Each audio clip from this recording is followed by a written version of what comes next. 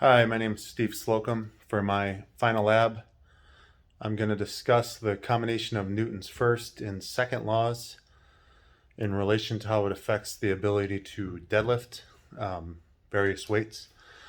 For this example, I'm going to use 61 kilo or 135 pounds. Just going to do a couple reps. This is something I do once or sometimes twice a week for almost 20 years. So something that I use every day for the most part in some capacity to kind of illustrate how physics works. I'm going to reference some notes throughout so I don't lose my place and I can speak relatively intelligently about what I'm discussing. So to start, I apologize if it's too light or the camera doesn't do a great job of filming, but like I said, the bar is currently dead stopped on the ground. So not only will I be pulling against gravity to roughly my hips, I'll also be pulling against the ground trying to get this 61 kilo off the ground. I'll do 5 reps.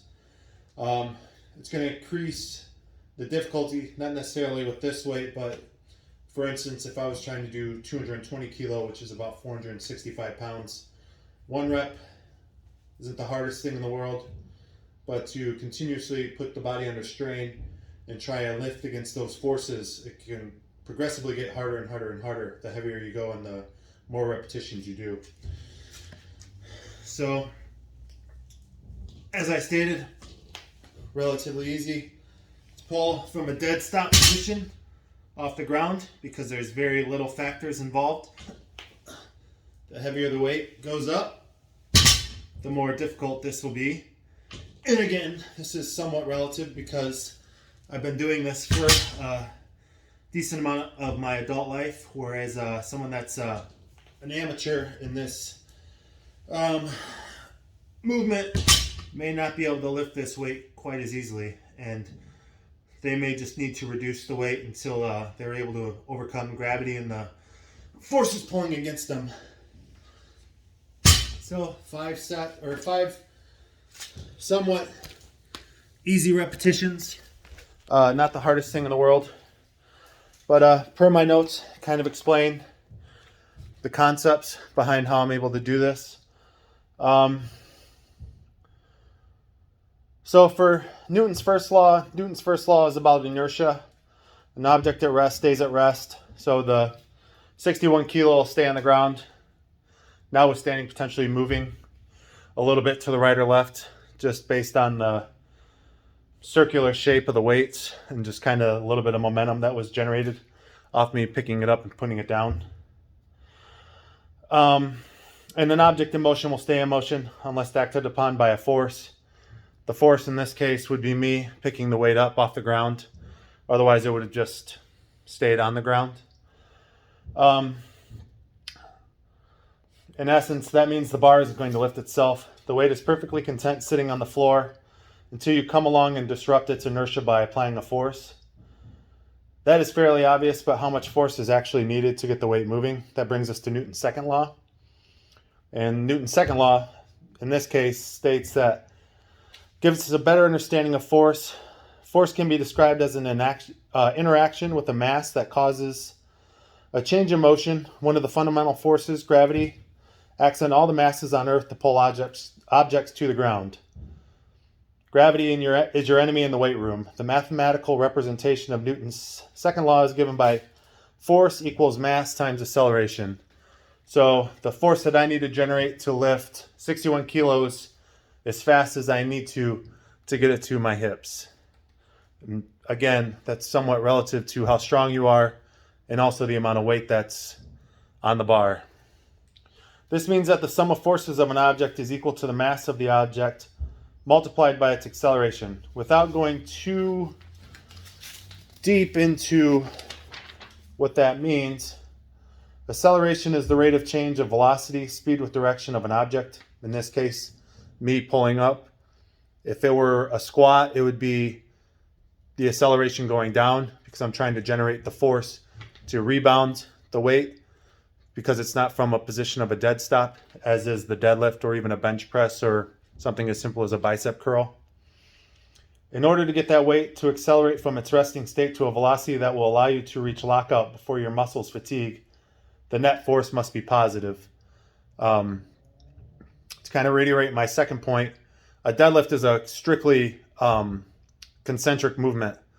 You're only moving in a positive direction. You can drop the bar at the top, it's not going to hurt you. But if you were to slowly let down, same thing, it's not going to hurt you.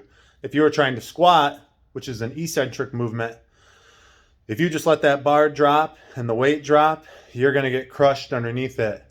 The deadlift, not so much. You're just going to strain and maybe pull your hamstring or hurt your back, but the potential risk of injury is limited. For this demonstration, how the two laws come together.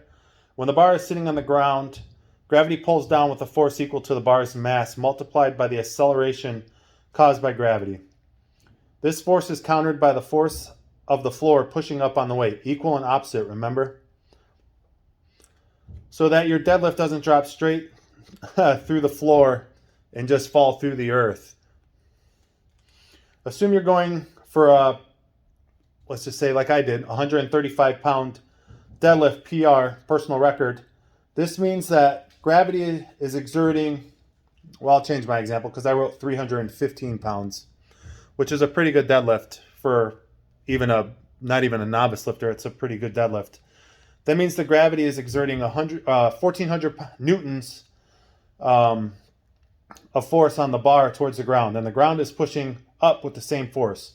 As you begin to pull on the bar, the downward force of gravity remains the same, but you begin to take over the upward force that was being applied by the floor. Just before the bar breaks off the floor, you are pulling on the bar with 1,400 newtons as gravity matches you.